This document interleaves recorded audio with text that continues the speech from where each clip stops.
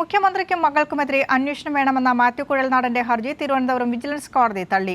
മാത്യു കുഴൽനാടന്റെ ആരോപണത്തിന് തെളിവില്ലെന്ന് കോടതി. വിധി തിരിച്ചടിയെന്ന് സമ്മതിച്ച് മാത്യു കുഴൽനാടൻ രാഷ്ട്രീയ നൈതികത ഇല്ലാത്തയാളെന്ന് AK ബാലൻ. CMRലുമായി ബന്ധപ്പെടുത്തി മുഖ്യമന്ത്രിക്കും മകൾക്കുമെതിരെ വിജിലൻസ് അന്വേഷണം വേണമെന്നായിരുന്നു മാത്യു കുഴൽനാടന്റെ ഹർജി. പിന്നീടത് മാറ്റി കോടതി മേൽനോട്ടത്തിൽ അന്വേഷണം വേണമെന്നായി ആവശ്യം.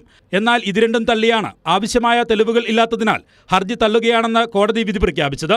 ഹർജി പരിഗണിച്ച ഘട്ടങ്ങളിലെല്ലാം തെളിവുകൾ ഹാജരാക്കണമെന്ന് വിജിലൻസ് കോടതി കുഴൽനാടനോട് ആവശ്യപ്പെട്ടിരുന്നു. അപ്പോഴൊന്നും കുഴൽനാടന് തെളിവുകൾ നൽകാൻ കഴിഞ്ഞില്ല.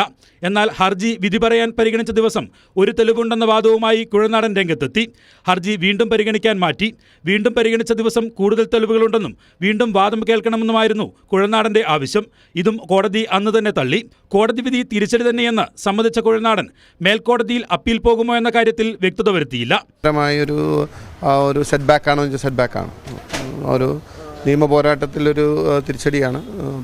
അതുകൊണ്ട് ഞാനത് പഠിച്ചതിന് ശേഷം അതിൻ്റെ അടുത്ത ഡ്യൂ കോഴ്സ് ആലോചിക്കും. കുഴൽനാടനെതിരെ കടുത്ത വിമർശനവുമായി AK ബാലൻ രംഗത്തെത്തി.